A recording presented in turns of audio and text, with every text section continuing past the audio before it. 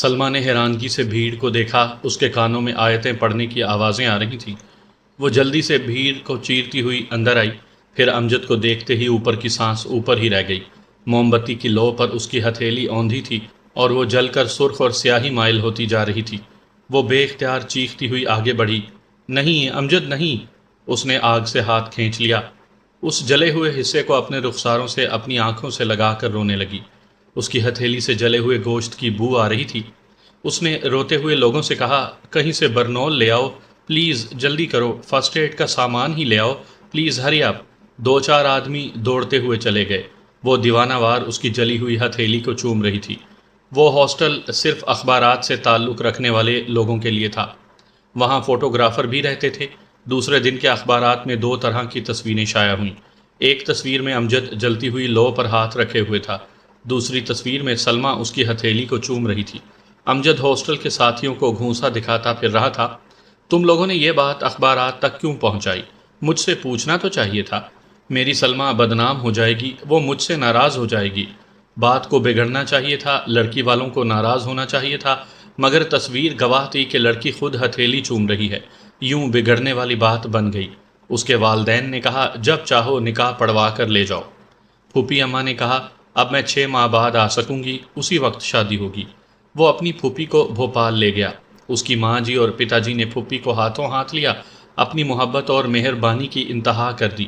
پتا جی نے شادی کے متعلق کہا، مجھے معلوم تھا ہمارا بیٹا ہماری مرضی کی بہو لائے گا، وہ ہمیں بہت پسند ہے۔ امجد نے پوچھا، آپ نے سلمہ کو دیکھا تک نہیں ہے، پھر کیسے پسند کر لیا؟ موہن کمار سکسینہ بولے، اخبار میں تصویر دیکھی ہے، اگرچہ اخباری تصویر صاف نہیں ہوتی، مگر بہو کی خوبصورتی صاف سمجھ میں آ گئی۔ میرے بیٹے کے زخموں کو چومنے والی سے زیادہ خوبصورت کوئی دوسری نہیں ہو سکتی۔ اس بات پر سب ہنسنے لگے۔ پھوپھی نے کہا، 6 ماہ تک تم پاکستان آؤ گے تو میں شادی میں آؤں گی، اسی بہانے ہمارا پاکستان بھی دیکھ لینا۔ اس نے آنے کا وعدہ کیا۔ 1 ہفتے کے بعد پھوپھی واپس چلی گئیں۔ اس نے 5ویں ماہ ویزے کے لیے درخواست دی تو رکاوٹیں پیدا ہونے لگیں۔ سرکاری طور پر سوالات کیے گئے، وہ پاکستان کیوں جا رہا ہے؟ اس نے کہا، میرے پاس بین الاقوامی پاسپورٹ ہے، میں خاص سیاسی مواقع پر دوسرے ممالک جایا کرتا ہوں۔ مجھ سے کبھی سوال نہیں کیا گیا کہ کسی دوسرے ملک کیوں جا رہا ہوں، پھر پاکستان کے لیے کیوں پوچھا جا رہا ہے؟ جواب ملا، اخباری سطح پر تمہاری سیاسی سرگرمیوں کا علم ہے، ان معلومات کے مطابق تمہیں دوسرے ممالک جانے کی اجازت دی جاتی ہے۔ پاکستان سے تمہارا کیا سیاسی رشتہ ہے؟ سیاست کا نہیں، خون کا رشتہ ہے۔ میں اپنے سگے رشتہ داروں سے ملنے جا رہا ہوں۔ اسے اجازت نہیں دی گئی۔ سیدھی سی بات تھی، ایک مسلمان صحافی پر اعتماد نہیں تھا۔ انہیں اندیشہ تھا کہ جس طرح پاکستان کے ہندو نواز سیاستدان ہندوستان آ کر پاکستان کے خلاف سازش میں بھارتی حمایت اور امداد حاصل کرنے کی حماقت کرتے ہیں، اسی طرح امجد پاکستان جا کر بھارت کے خلاف سیاسی کھچڑی پکا سکتا ہے۔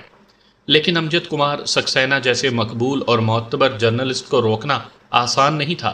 اس نے اخبارات کے ذریعے پاکستان جانے کا مطالبہ کیا۔ جرنلسٹ ایسوسی ایشن کے چیئرمین اور سیکریٹری اور کئی اخبارات کے مدبران اور مالکان نے ضمانت دی اور اس کے قابل اعتماد اور بے داغ کردار کی گواہی دی تو اسے اجازت مل گئی۔ انٹیلیجنس والے پہلے ہی اس پر نظر رکھتے تھے، کیونکہ کانگریس کے مخالف سیاسی پارٹیوں سے اس کے تعلقات رہا کرتے تھے اور وہ موجودہ کانگریسی حکمرانوں پر نکتہ چینی کیا کرتا تھا۔ اب اس کے خلاف اور سختی سے تحقیقات ہونے لگی۔ پاکستان میں بھارتی ایجنٹوں کو اس کی پھوپھی اور پھوپھا کے نام اور پتے پہنچا دیے گئے اور اس کی کڑی نگرانی کرنے کا حکم دیا گیا۔ امجد ان باتوں سے بے خبر تھا۔ وہ پاکستان گیا، پھر 1 ہفتہ قیام کرنے کے بعد پھوپھی اماں اور دوسرے رشتہ داروں کو دہلی لے آیا۔ وہاں ماں جی اور پتا جی پہلے سے شادی کے انتظامات میں لگے ہوئے تھے۔ جمعے کے ایک مبارک دن شادی ہو گئی۔ فی الحال سلمہ کا میکہ اور سسرال آمنے سامنے تھا، یعنی اسے دلہن بنا کر ماموں کے گھر لایا گیا۔ آنگن میں ماں جی اور پتا جی آشیرواد دینے کے لیے کھڑے ہوئے تھے۔ امجد نے گھونگھٹ کے قریب منہ لے جا کر کہا، ماں جی اور پتا جی کے چرن چھو کر آشیرواد لو۔ سلمہ نے اس کے ساتھ جھک کر دونوں کے پاؤں چھو لیے۔ پتا جی خوش ہو کر ڈھیر ساری دعائیں دینے لگے۔ ماں جی نے بہو کو گلے سے لگا لیا۔ لڑکیوں نے اسے ایک سجے ہوئے کمرے میں لا کر بٹھا دیا۔ وہاں گھنٹے بھر تک طرح طرح کی رسومات ہوتی رہیں، پھر اسے دلہن کے کمرے میں پہنچا دیا گیا۔ شادی کے دوسرے دن وہ بھوپال کے لیے روانہ ہوئے۔ پھوپھی نے اسٹیشن تک آ کر دعائیں دی۔ اس سے پاکستان آنے کے لیے کہا، پھر وہ رخصت ہو گئیں۔ ٹرین میں امجد نے کہا، سلمیٰ، یہ تو تمہیں معلوم ہو چکا ہے کہ میرے ماں باپ ہندو ہیں، تم اسی ہندو گھر میں زندگی گزارنے جا رہی ہو، مجھے خوشی ہوگی اگر تم انہیں بیٹی کا پیار دو اور بیٹی بن کر ان کی خدمت کرتی رہو۔ میں انشاءاللہ ماں جی کو اور پتا جی کو کبھی شکایت کا موقع نہیں دوں گی، وہ ہر اعتبار سے ایک مثالی شریک حیات ثابت ہوتی رہی۔ امجد خوش تھا، صرف اس کے نماز روزوں سے پریشان ہو جاتا تھا۔ جب تک اس کے ساتھ بھوپال میں رہتا تھا وہ ایک وقت کی بھی نماز کا ناغہ نہیں کرنے دیتی تھی، اس کے پیچھے پڑ جاتی تھی۔ دہلی کے لیے روانہ ہوتے ہی وہ پابندیوں سے آزاد ہو جاتا تھا۔ اس کی کچھ مجبوریاں ہوتی تھیں، کبھی وہ بہت زیادہ مصروف ہوتا تھا، کبھی دہلی سے کلکتہ یا مدراس یا ممبئی سفر کی حالت میں رہتا تھا۔ ابھی اس میں ایسی پختگی نہیں آئی تھی کہ وہ ہر حال میں نماز جاری رکھتا۔ 2 برس تک اس نے سلمیٰ کے ساتھ نہایت خوشگوار ازدواجی زندگی گزاری، پھر ستارے گردش میں آ گئے۔ بھوپال فیکٹری میں ایک حادثہ پیش آیا، ارون ماتھر نامی ایک ورکر مارا گیا۔ اس واقعے پر امجد نے ایک مضمون لکھا، اس میں ایسے حقائق بیان کیے جن کی تلخی کانگریسی حکام برداشت نہ کر سکے۔ اس نے لکھا تھا، جب سے یہ فیکٹری قائم ہوئی ہے کوئی نہ کوئی چھوٹا بڑا حادثہ پیش آتا رہتا ہے، کبھی گیس پائپ کے ٹوٹنے سے اور کبھی ٹینکی سے گیس خارج ہونے کے باعث دھڑکا لگا رہتا ہے کہ کہیں بہت بڑا جان لیوا حادثہ پیش نہ آئے۔ مزدور یونین نے اور دیش کے کئی اخبارات نے بارہا اس فیکٹری کے خلاف آواز اٹھائی۔ سوال یہ پیدا ہوتا ہے، فیکٹری کے خلاف کوئی آواز اٹھے تو ہمارے حکام بہرے کیوں بن جاتے ہیں؟ اس کا جواب ہمیں تلاش کرنا ہوگا۔ دنیا کے کسی پسماندہ یا ترقی پذیر ملک نے اپنی زمین پر ایسی فیکٹری لگانے کی اجازت نہیں دی، بھارت نے کیوں دی؟ اس کا جواب واضح ہے۔ امریکن یونین کاربائڈ کمپنی کو بھارت میں مزدور سستے ملتے ہیں، فیکٹری میں لاگت کم آتی ہے، منافع کئی گنا بڑھ جاتا ہے۔ اس امریکن کمپنی نے ہمارے دیش کے بڑے بڑے سرمایہ داروں کو اس فیکٹری کے علاوہ دوسری فیکٹریوں میں شیئرز دیے ہیں۔ اس کمپنی کا اپنا منافع محفوظ رکھنے کے لیے اندرا کانگریس کے ایک مقامی افسر کو اس پلانٹ کا قانونی مشیر بنایا ہے، یہاں کے پولیس چیف کو پلانٹ کا سیکیورٹی افسر بنایا ہے، ایک وزیر تعلیم کے بھتیجے کو پبلک ریلیشن آفیسر کا عہدہ دیا ہے، اور مدھیہ پردیش کے ڈپٹی چیف سیکرٹری کے سالے کو فیکٹری میں ایک اعلیٰ افسر کی پوسٹ پر رکھا ہے۔ اس کمپنی نے فیکٹری سے کچھ فاصلے پر شمالہ پہاڑی پر ایک بہت بڑا گیسٹ ہاؤس تعمیر کروایا ہے۔ یہ گیسٹ ہاؤس کسی شاہ کے عیش کدے سے کم نہیں ہے۔ وہاں شہر کے معززین اور اعلیٰ افسران کو دعوتیں دی جاتی ہیں، رات گئے تک وہاں شراب و شباب کی محفلیں جمی رہتی ہیں۔ اندرا کانگریس کی جب بھی علاقائی کانفرنس ہو تو وہاں وہ VIP حیثیت رکھنے والی شخصیات کی رہائش کا انتظام کیا جاتا ہے۔ اس فیکٹری کے امریکن مالکان اور بھارتی حکمرانوں کے درمیان اتنا مضبوط رشتہ ہو گیا ہے کہ مزدور یونین اور اخبارات کی چیخ و پکار ان کے لیے کوئی اہمیت نہیں رکھتی۔ یہ حکمران آخر چاہتے کیا ہیں؟ کیا دیش کی آبادی کم کرنے کے لیے ان کی نظروں میں ایک بھوپال شہر ہی رہ گیا ہے؟ اس مضمون کی اشاعت کے تیسرے دن امجد کمار سکسینہ کو سیکیورٹی ایکٹ کے تحت گرفتار کر لیا گیا۔ اس کے پتا جی ایک وکیل کو لے کر پولیس اسٹیشن پہنچے، اسے بڑی سے بڑی ضمانت پر رہا کروانے کی کوشش کی، لیکن گرفتار کرنے والا پولیس افسر خاص طور پر دہلی سے آیا تھا۔ اس نے پتا جی کو امجد سے ملاقات کرنے کی بھی اجازت نہیں دی۔ اسے شام کی ٹرین سے دہلی لے جایا جا رہا تھا۔ سلمیٰ اور ماں جی روتی ہوئی اسٹیشن آئیں، وہاں بھی قریب آ کر ملنے کی اجازت نہیں دی گئی۔ وہ کمپارٹمنٹ میں سپاہیوں کے درمیان کھڑکی کے پاس بیٹھا ہوا تھا، ہاتھوں میں ہتھ کھڑی تھی۔ سلمیٰ نے پوچھا، آخر معلوم تو ہو تمہیں کس جرم میں گرفتار کیا گیا ہے؟ امجد نے کہا، جب میں نے کوئی جرم نہیں کیا تو پریشانی کی کیا بات ہے، میں جلد ہی چھوٹ کر آؤں گا۔ ماں جی نے کہا، بیٹے بہو نے تمہیں کوئی خوشخبری سنائی؟ یہ ماں بننے والی ہے۔ امجد نے چونک کر مسکراتے ہوئے دیکھا، وہ سر جھکائے سر پر آنچل رکھ رہی تھی۔ اسی وقت ٹرین چل پڑی۔ وہ کہہ رہا تھا، میں آؤں گا سلمیٰ، میں جلد ہی آؤں گا، ماں جی تمہارا خیال رکھیں گی۔ وہ کھڑکی سے سر نکالے حد نظر تک سلمیٰ کو دیکھتا رہا۔ پھر ٹرین دوسری طرف مڑ گئی، وہ نظروں سے اوجھل ہو گئی۔ دوسرے دن جیل میں ایک پولیس آفیسر نے اس کے سامنے 2 اخبار لا کر پھینکے اور کہا، دیکھو یہ تمہارے بارے میں کیا لکھتے ہیں۔ اس نے اخبار کھول کر دیکھا، ایک جگہ لکھا ہوا تھا، مشہور و معروف جرنلسٹ امجد کمار سکسینہ ملک دشمن سرگرمیوں کے دوران گرفتار کر لیا گیا۔ وہ آدھا اسلامی اور آدھا ہندو نام اپنا کر خود کو کٹر ہندوستانی اور دیش بھگت ثابت کرتا رہا۔ اس پر مقدمہ چلنے کے دوران اس کی اصلیت کو عوام کے سامنے لایا جائے گا۔ امجد نے دوسرا اخبار بھی دیکھا، پھر دونوں کو افسر کے سامنے پھینکتے ہوئے کہا، یہ دونوں اخبار حکومت کے چمچے ہیں، مجھے کوئی غیر جانبدار اخبار دکھاؤ۔ وہ میرے بارے میں کیا کہتے ہیں؟ افسر نے کہا، رفتہ رفتہ سب یہی کہیں گے۔ چلو اٹھ، تمہارے کچھ دوست تمہارا انتظار کر رہے ہیں۔ اس نے اٹھتے ہوئے پوچھا، وہ کون ہیں؟ افسر نے جواب نہیں دیا، سلاخوں سے باہر آ گیا۔ دو سپاہی اسے اپنے درمیان لے کر افسر کے پیچھے چلتے ہوئے جیل خانے کے مختلف حصوں سے گزرنے لگے۔ وہاں کے دور افتادہ حصے میں ایک الگ تھلگ کمرہ تھا۔ اس نے وہاں پہنچ کر دیکھا، وہاں ایک پولیس افسر چند جلاد قسم کے لوگوں کے ساتھ موجود تھا۔ کمرے کو دیکھ کر معلوم ہو گیا کہ وہ ٹارچر سیل تھا۔ وہاں انتہائی اذیتیں دے دے کر اقبال جرم کروایا جاتا تھا۔ اسے ایک کرسی پر بٹھایا گیا، کرسی کے ہتھوں سے دونوں ہاتھ باندھ دیے گئے، اس کے اگلے دو پایوں سے دونوں پاؤں بھی باندھ دیے گئے۔ ایک آفیسر نے حکم دیا، لائٹس۔ ہزاروں وولٹ کی 2 لائٹس اس کے چہرے پر پڑنے لگی۔ روشنی اتنی تیز تھی کہ آنکھیں بند ہو جاتی تھیں، یوں لگتا تھا جیسے سورج چند فٹ کے فاصلے پر چمک رہا ہو۔ اسی روشنی کی جلن دھوپ کی شدت سے بھی زیادہ تھی۔ ایک افسر نے پوچھا، امجد کمار سکسینہ، جرنلزم کے علاوہ تمہاری سرگرمیاں کیا ہیں؟ وہ چیختے ہوئے بولا، مجھ پر یہ ظلم نہ کرو، میں صرف اخبارات میں لکھتا ہوں اور ضرورت کے وقت دیش کے سیاسی لیڈروں سے ملاقات کرتا ہوں۔ تم جھوٹ بولتے ہو، تم پاکستان کے دلال ہو، کتے ہو۔ یو شٹ اپ، تم یہ بے بنیاد الزام ثابت نہیں کر سکو گے۔ میں ایک جرنلسٹ ہوں، مجھے پاکستان سے صرف اتنی ہی دلچسپی ہے جتنی کسی دوسرے ملک سے ہو سکتی ہے۔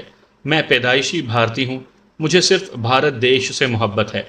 جو بات میں اپنے دیش کے خلاف کبھی سوچ نہیں سکتا، وہ تم لوگوں کا سازشی دماغ سوچ رہا ہے۔ گرمی کی شدت سے وہ 1 منٹ کے اندر پسینے میں نہا گیا تھا۔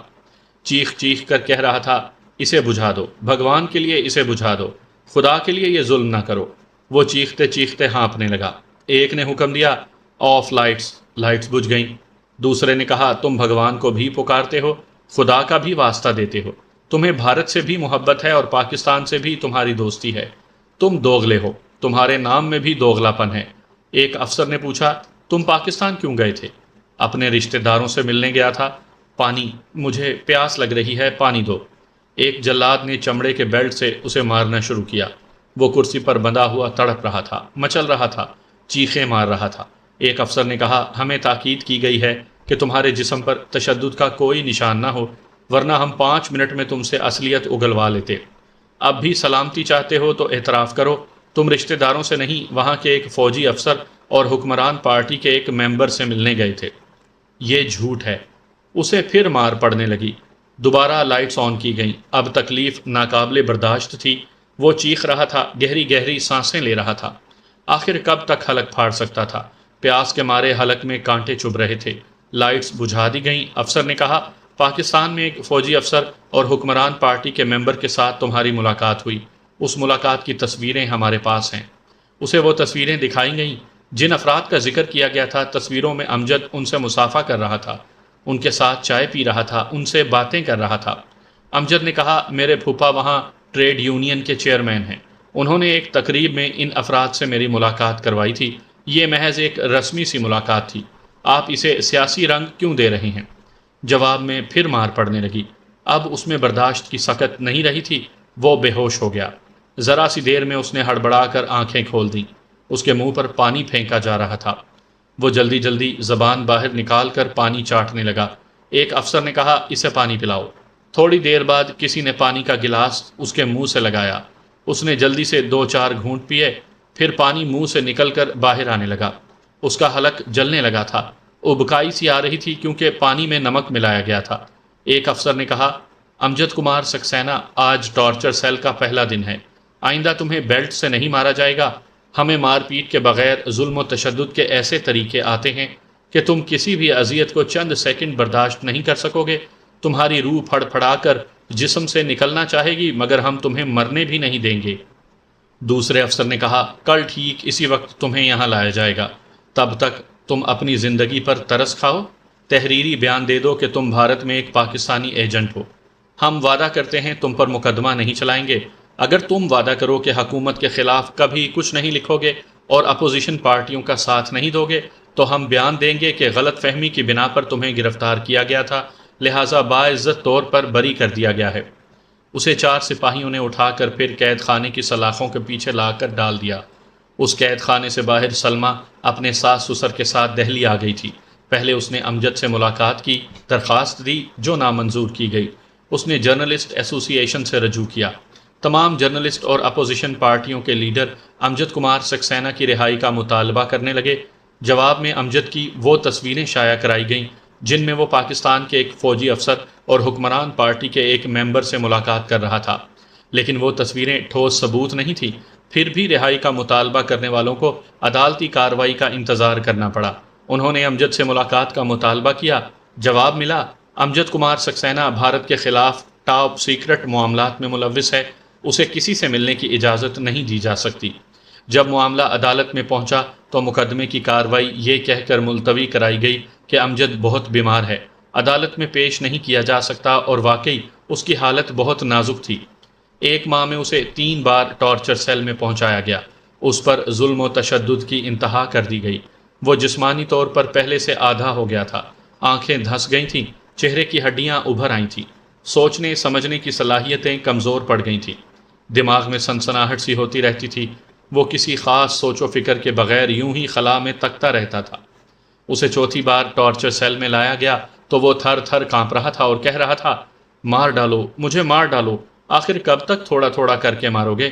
دیکھو میرے ہاتھ پاؤں کانپنے لگے ہیں، میں تمہارے کسی کاغذ پر دستخط کرنے کے قابل نہیں رہا، تمہارا ظلم مجھے بے دست و پا بنا دے گا، پھر تم مجھ سے کچھ حاصل نہیں کر سکو گے۔ اس کے منہ پر زور کا تماچا پڑا۔ پھر اسے کرسی سے باندھ کر کہا گیا، تمہارے جرنلسٹ اور اخبارات ہمارے خلاف قانونی کارروائی نہیں کر سکیں گے، اگر تم مر جاؤ گے تو تمہاری لاش غائب کر دی جائے گی اور یہ مشہور کیا جائے گا کہ تم ایک بدنام مجرم کے ساتھ جیل سے بھاگ گئے۔ پولیس تمہاری تلاش کر رہی ہے۔ جیل سے فرار ہونے والے ایسے کچھ مجرم ہیں جنہیں پولیس والے کبھی تلاش نہ کر سکے، نہ ہی ان کا کوئی سراغ مل سکا۔ تمہارے ساتھ بھی یہی ہوگا۔ وہ خواہ کسی جرم کے اعتراف نامے پر دستخط نہیں کرنا چاہتا تھا۔ اس بار اسے بجلی کا جھٹکا پہنچایا گیا۔ وہ تڑپ تڑپ کر ایسے چیخنے لگا جیسے ذبح کیا جا رہا ہو۔ پہلے ہی جھٹکے میں اس کی گردن ڈھلک گئی۔ وہ لمبی لمبی سانسیں لینے لگا۔ افسر نے کہا، بولو، تم پاکستان کے جاسوس ہو، ہندوستان میں رہ کر ہندوانے نام سے دھوکہ دیتے ہو، پاکستان جا کر اپنے مسلمان ہونے کا فائدہ اٹھاتے ہو۔ وہ تڑپ کر بولا، ہاں میں مسلمان ہوں، مگر اپنے بھارت دیش کا غدار نہیں ہوں۔ تم کبھی یقین نہیں کرو گے، تمہیں یہاں کے وفادار مسلمان بھی پاکستانی جاسوس دکھائی دیتے ہیں۔ پہلے میرا خیال تھا ہندوستان کو تقسیم نہیں ہونا چاہیے تھا، اب کہتا ہوں پاکستان کا وجود ضروری تھا۔ تم لوگوں نے اپنے ظلم و ستم سے اور نا انصافیوں سے مسلمانوں کو پاکستان بنانے پر مجبور کیا۔ پاکستان بنانے والوں کو تم بجلی کے جھٹکے نہیں پہنچا سکتے، ان کا انتقام ہم سے لے رہے ہو۔ اس کے لیے ٹارچر سیل میں لانے کی کیا ضرورت ہے؟ اپنے سیاسی دستور کے مطابق پھر کسی شہر میں ہندو مسلم فسادات برپا کراؤ، سینکڑوں ہزاروں مسلمانوں کی طرح میں بھی کسی فساد میں مارا جاؤں گا، تم ہی مجھے فسادی کہہ کر گولی مار سکو گے۔ اس کے حلق سے چیخ نکلی، پھر وہ بے ہوش ہو گیا۔ اسے پھر بجلی کا جھٹکا پہنچایا گیا تھا۔ ڈاکٹر نے اس کا معائنہ کیا، پھر کہا، کافی ہے، مزید شوق نہ پہنچاؤ، یہ مر جائے گا یا اس کا ذہنی توازن بگڑ جائے گا۔ وہ سب اسے وہیں چھوڑ کر باہر آ گئے۔ ایک کمرے میں اعلیٰ افسران بیٹھے ہوئے تھے۔ ڈاکٹر نے اپنی رپورٹ پیش کی۔ ایک اعلیٰ افسر نے کہا، یہی بہتر ہے، ہمیشہ کے لیے اس کا ذہنی توازن بگڑ جانا چاہیے۔ یہ معاملہ طول پکڑ رہا ہے، اسے جلد ختم کرو، کسی نتیجے پر پہنچاؤ۔ تھوڑی دیر صلاح مشورے ہوتے رہے۔ اس کے مطابق ایک جونیئر افسر نے گیس ماسک پہنا، پھر ایک گیس سلنڈر اور اسپرے گن لے کر ٹارچر سیل میں آیا۔ امجد ہوش میں آ گیا تھا، کمزوری کے باعث اس کی گردن ہل رہی تھی۔ وہ زیر لب بڑبڑا رہا تھا۔ افسر نے پوچھا، کیا بول رہے ہو؟ امجد پاگلوں کی طرح ہنسنے لگا۔ افسر نے کہا، ذرا رو کر دکھاؤ۔ وہ پھر ہنسنے لگا۔ افسر نے ہنستے ہوئے کہا، یہ وقتی پاگل پن ہے، میں آخری مینٹل ٹارچر کے ذریعے تمہیں مستقل پاگل بنا رہا ہوں۔ یہ سلنڈر دیکھ رہے ہو، اس میں وہ میتھائل ایسوسنائڈ ہے جس کے خلاف تم نے زہر اگلا تھا۔ یہ زہر آج تمہارے دماغ میں اور پھیپھڑوں میں پہنچے گا، پھر تم کسی کے سامنے شعوری طور پر بیان دینے کے قابل نہیں رہو گے۔ اس نے ماسک پہن لیا، پھر ایک مخصوص مقدار میں گیس اسپرے کر کے رد عمل دیکھنے لگا۔ وہ تڑپ رہا تھا، کبھی سانس روک رہا تھا، بند آنکھوں سے تیزی کے ساتھ پانی بہہ رہا تھا۔ اس کے حلق سے کمزور سی کراہیں نکل رہی تھیں۔ افسر نے دروازہ کھول کر چھت کے پنکھے کو آن کر دیا۔ تھوڑی دیر بعد ڈاکٹر نے آ کر معائنہ کیا۔ پھر سپاہیوں سے کہا اسے لے جاؤ۔ دوسرے دن اخبارات میں یہ خبر شائع ہوئی کہ امجد کمار سکسینہ عدالت میں حاضر ہونے کے خوف سے خود کو پاگل ظاہر کر رہا ہے۔ دماغی امراض کے ماہرین کے مشورے کے مطابق اسے ایک مینٹل ہسپتال میں داخل کر دیا گیا ہے۔ یہ خبر پڑھتے ہی سلمہ، ماں جی اور پتا جی ہسپتال پہنچے۔ انہیں ملنے کی اجازت دی گئی۔ انہوں نے تقریباً 1.5 ماہ کے بعد اسے دیکھا۔ وہ پہچانا نہیں جا رہا تھا، ہڈیوں کا ڈھانچہ بن گیا تھا۔ سلمہ اس کے قدموں سے لپٹ کر رونے لگی۔ ماں جی پولیس والوں کو کوس رہی تھی۔ پتا جی نے اس کا ہاتھ اپنے ہاتھوں میں لے کر بھرائی ہوئی آواز میں مخاطب کیا، میرے بچے، یہ تمہاری کیا حالت ہو گئی ہے؟ وہ بستر پر نیم دراز تھا، کسی خیال میں گم تھا۔ مخاطب کرنے پر اپنا ہاتھ چھڑا کر بولا، خبردار، کون ہو تم؟ بیٹے میں تمہارا باپ ہوں۔ جھوٹ بولتے ہو، سچ بتاؤ، تم ہندو ہو یا مسلمان؟ میں ہندو ہوں، تم مسلمان ہو، مگر یہ سوال کیوں کر رہے ہو؟ وہ بولا، میں معلوم کرنا چاہتا ہوں میں کون ہوں۔ سلمہ نے پاس آ کر کہا، ہم دونوں مسلمان ہیں، میں تمہاری بیوی ہوں۔ وہ بستر پر ذرا پیچھے کھسک کر بولا، جھوٹ بولتی ہو، تم ہندو ہو، میری بیوی تو مجھے نماز پڑھاتی ہے۔ ماں جی نے روتے ہوئے کہا، ہم نے اپنے چھوٹے سے گھر کو ایک مثالی ہندوستان بنایا تھا۔ ہم پتی پتنی اس گھر میں پوجا کرتے تھے، تم میاں بیوی نماز پڑھا کرتے تھے۔ ہمارے ذہنوں میں کبھی یہ سوال نہیں ابھرا کہ کون ہندو ہے، کون مسلمان ہے۔ تم کون کون سے عذاب سے گزر کر آئے ہو کہ تمہارے دماغ میں ہندو اور مسلمان کا سوال نقش ہو گیا ہے؟ پتا جی نے کہا، اس کے سامنے زیادہ نہ بولو، یہ کچھ نہیں سمجھے گا۔ بھگوان سے پرارتھنا کرو ہمارا بیٹا نارمل ہو جائے۔ انہوں نے ڈاکٹر سے رجوع کیا، ان سے درخواست کی اسے گھر لے جا کر علاج کروائیں گے، لیکن ابھی وہ پولیس کسٹڈی میں تھا۔ پتا جی نے پھر وکیل کے ذریعے عدالت میں درخواست دی۔ اخبارات پھر اس کی رہائی کے لیے شور مچانے لگے۔ تقریباً 6 ماہ کے بعد عدالت نے ضمانت پر رہا کرنے کی اجازت دے دی۔ رہائی کے لیے شرائط یہ تھیں کہ نارمل ہونے کے بعد امجد کمار سکسینہ عدالت میں حاضر ہوگا اور جرنلسٹ ایسوسی ایشن کا چیئرمین اسے عدالت میں پیش کرے گا۔ آخر پتا جی اسے رہا کروا کے بھوپال لے آئے۔ دماغی امراض کے ایک ڈاکٹر سے علاج کروانے لگے۔ سلمہ دن رات اس کا خیال رکھا کرتی تھی۔ ڈاکٹر نے مشورہ دیا تھا اسے رفتہ رفتہ ماضی کی باتیں یاد دلائی جائیں۔ بیوی اور ماں باپ اپنے طور پر کوشش کرتے رہتے تھے، مگر اسے اپنا نام یاد آ جانے کے باوجود یہ یاد نہیں آتا تھا کہ وہ کون ہے، ہندو ہے یا مسلمان۔ سلمہ کی زچگی کے دن قریب تھے۔ وہ اس کا ہاتھ اپنے ہاتھ میں لے کر کہتی، میں تمہاری اولاد کو جنم دینے والی ہوں، خدا کے لیے خود کو پہچانو، میں عورت ہوں۔ زچگی کے بعد یہ مان چاہتی ہوں کہ تم بچے کو ہاتھوں میں لے کر میری تعریف کرو اور ایک جیتا جاگتا تحفہ دینے پر مجھے پہلے سے زیادہ پیار کرو۔ امجد، خدا کے لیے میرا مان رکھ لو۔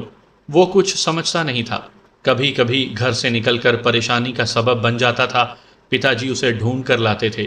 ایک شام اندھیرا ہوتے ہی وہ گھر سے کہیں چلا گیا۔ بوڑھا باپ پھر اسے تلاش کرنے نکلا۔ آدھی رات ہو گئی، وہ نظر نہیں آیا۔ رات کو سلمہ درد ذا میں مبتلا ہو گئی۔ محلے کی ایک دائی نے بتایا صبح تک زچگی ہو سکتی ہے۔ ماں جی اسے ہسپتال لے جانے کے لیے ایک ٹیکسی لے کر آئیں۔ جب وہ بہو کو سہارا دے کر ٹیکسی میں بٹھا رہی تھی تو سر چکرا گیا۔ سبھی نے اپنی سانسوں میں انگاروں جیسی جلن محسوس کی۔ سلمہ پچھلی سیٹ پر گر پڑی تھی۔ محلے کی عورتیں اور بچے چیخ رہے تھے، مرد بھاگتے پھر رہے تھے۔ ڈرائیور نے گھبرا کر ٹیکسی سٹارٹ کی، پھر اسے تیزی سے ڈرائیو کرتا ہوا ہوا کی تلاش میں جانے لگا۔ اس کا رخ ہسپتال کی طرف تھا۔ اس نے سوچا تازہ ہوا نہ ملی تو وہ راستہ بدل کر دوسری طرف جائے گا۔ زہریلی گیس شمال سے جنوب کی سمت محدود علاقوں سے گزر رہی تھی۔ اس کا رخ ہسپتال کی طرف نہیں تھا۔ کتنے ہی لوگ ادھر ادھر بھاگتے چلے آ رہے تھے۔ ڈرائیور وہاں پہنچتے ہی دروازہ کھول کر ٹیکسی سے باہر گر پڑا۔ ہسپتال کے ایک وارڈ بوائے نے اسے سہارا دیا۔ وہ وارڈ بوائے سلمہ کو اسٹریچر پر ڈال کر لے گئے۔ چونکہ وہ حاملہ تھی اس لیے لیڈی ڈاکٹر نے پہلے اسے اٹینڈ کیا، پھر بولی، بچہ پیٹ میں ساکت ہو چکا ہے، اسے آپریشن کے لیے لے چلو۔ وہ بچہ جو ابھی دنیا میں نہیں آیا تھا اور جسے جنم دے کر سلمہ ایک عورت کا مان حاصل کرنا چاہتی تھی، وہ پیدا ہونے سے پہلے ہی زہریلی گیس کا شکار ہو گیا تھا۔ سامعین کرام، آپ سن رہے ہیں محی الدین نواب کی لکھی ہوئی ایک دلچسپ اردو کہانی جس کا نام ہے آخری اسٹیشن۔ یہ اس سلسلے کی آخری قسط ہے۔ مجھے امید ہے آپ کو میری یہ کاوش پسند آئی ہوگی۔ آپ نے اگر ابھی تک میرا چینل کہانی گھر سبسکرائب نہیں کیا تو ابھی میرے چینل کو سبسکرائب کر کے بیل نوٹیفیکیشن آن کر لیجئے تاکہ آنے والی ہر نئی کہانی کی اطلاع بر وقت آپ تک پہنچ سکے۔ وہ بستر پر سر جھکائے بیٹھی ہوئی تھی۔ اخباری رپورٹر ارون ورما نے کہا، بھابھی، آپ پر اور امجد کمار سکسینہ پر جو ظلم ہوا ہے، اس کے لیے سوچنا ہوگا کہ بھوپال کی گیس زہریلی ہے یا ہمارے حکمران زہریلے ہیں۔ پھر اس نے دونوں ہاتھ جوڑ کر کہا، میں اس معصوم بچے کو واپس تو نہیں لا سکتا، مگر امجد بھائی کو کہیں سے بھی ڈھونڈ کر لاؤں گا۔ آپ آنکھیں بند کر کے آرام کریں، آنکھیں زیادہ کھلی رکھیں گی تو تکلیف بڑھ جائے گی۔ وہ بستر پر لیٹ کر بولی، بھائی میری آنکھوں میں دوائی ڈال دو۔ ارون ورما نے اس کی آنکھوں میں دوا کے چند قطرے ڈالے۔ وہ تکلیف سے کرا رہی تھی۔ اسی وقت کامنا دوسری مریض عورتوں کو دیکھتی ہوئی سلما کے پاس آئی۔ ارون ورما سے بولی، کیا تمہارا تعلق ہسپتال سے ہے؟ جی نہیں، میں اخباری رپورٹر ہوں۔ تم آنکھوں میں کون سی دوا ڈال رہے تھے؟ یہ ہسپتال والوں نے دی ہے۔ کامنا نے دوا لے کر دیکھی، پھر مطمئن ہو کر بولی، یہ تمہاری کون ہے؟ ان سے میرا خون کا رشتہ نہیں ہے، میں اس کے پتی کا عقیدت مند ہوں۔ وہ بہت مشہور جرنلسٹ ہیں، آپ نے امجد کمار سکسینہ کا نام سنا ہوگا۔ کامنا نے چونک کر سلما کو دیکھا، پھر کہا، میں آج ان کے پتی سے مل کر آئی ہوں۔ سلما نے آنکھیں کھول دیں، فوراً ہی اٹھ کر بولی، کہاں ہیں وہ؟ مجھے ان کے پاس۔ وہ بات پوری نہ کر سکی، تکلیف سے کراہتے ہوئے دونوں ہاتھ آنکھوں پر رکھ لیے۔ کامنا نے اسے لٹاتے ہوئے کہا، صبر کرو، ہم نے امجد صاحب کو یہاں بلوایا ہے۔ میرے پتی ماہر نفسیات ہیں، وہ تمہارے پتی کا علاج کرنا چاہتے ہیں۔ بھگوان نے چاہا تو وہ نارمل ہو جائیں گے۔ وہ سلما کی آنکھوں کا معائنہ کرنے کے بعد بولی، آنکھیں بند کر کے لیٹی رہو، آرام آ جائے گا۔ جیسے ہی امجد صاحب آئیں گے میں انہیں تمہارے پاس لے آؤں گی۔ ہسپتال کے باہر ایک گاڑی آ کر رکی، اس میں مریضوں کے لیے دوائیں وغیرہ لائی گئی تھیں۔ لیڈی ڈاکٹر کامنا کماری کے حکم کے مطابق امجد کمار سکسینہ کو بھی پکڑ کر لایا گیا تھا۔ وہ گاڑی سے اتر کر ہسپتال کو یوں دیکھنے لگا جیسے پہلی بار دیکھ رہا ہو، حالانکہ اس ہسپتال کو بچپن سے دیکھتا آیا تھا۔ وہاں کا تمام عملہ اسے پہچانتا تھا۔ ایک ڈاکٹر نے قریب آ کر کہا، سکسینہ صاحب، آپ ہوش و حواس میں نہیں ہیں، خود کو پہچان نہیں سکتے، پھر بھی میرا فرض ہے میں آپ کی ماں جی اور پتا جی کا دیدار کرا دوں۔ وہ اسے لے جا کر مردہ خانے میں لے آیا، دو لاشوں پر سے چادریں ہٹائیں۔ اس کی ماں جی اور پتا جی ہمیشہ کے لیے شانت ہو گئے تھے۔ امجد نے قریب جا کر انہیں دیکھا، پھر پوچھا، کیا یہ مر چکے ہیں؟ ڈاکٹر نے کہا، جی ہاں۔ آپ نے انہیں پہچان لیا ہے؟ وہ انکار میں سر ہلا کر بولا، نہیں، آپ بتائیں یہ ہندو تھے یا مسلمان؟ ڈاکٹر نے سر جھکا لیا، تھوڑی دیر تک سوچتا رہا، پھر اس نے لاشوں پر چادر ڈال کر دیکھا تو امجد نہیں تھا۔ اس نے آواز دی، ارے آپ کہاں گئے ہیں؟ وہ ایک وارڈ میں جا پہنچا تھا۔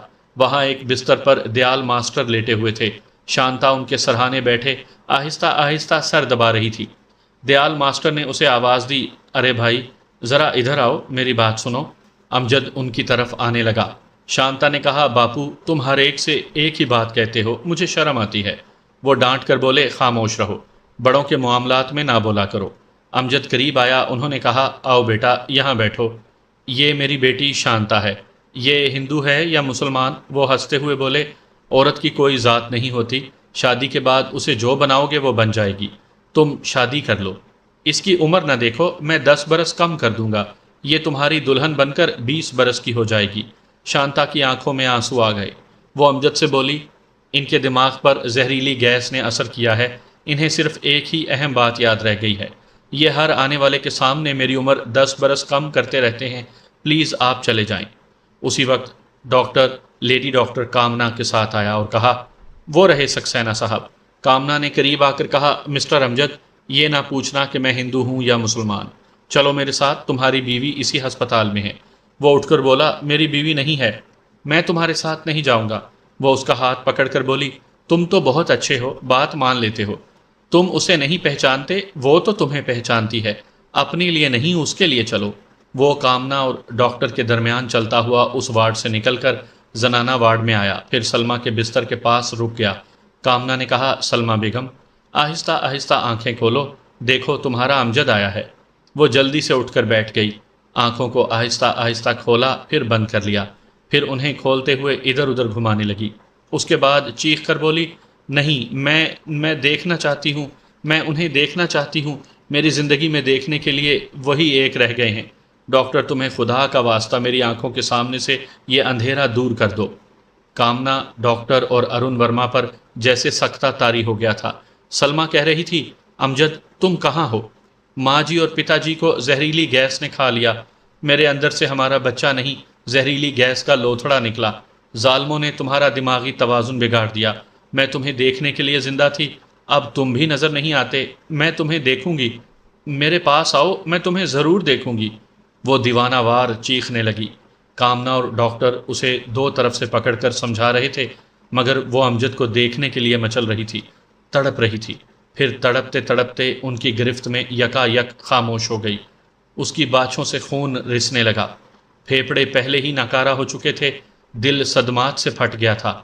کامنا اور ڈاکٹر نے ایک دوسرے کو جھکی جھکی نظروں سے دیکھا، اسے بستر پر لٹا کر معائنہ کیا، پھر اس اندھی کے وجود کو چادر سے ڈھانپ دیا۔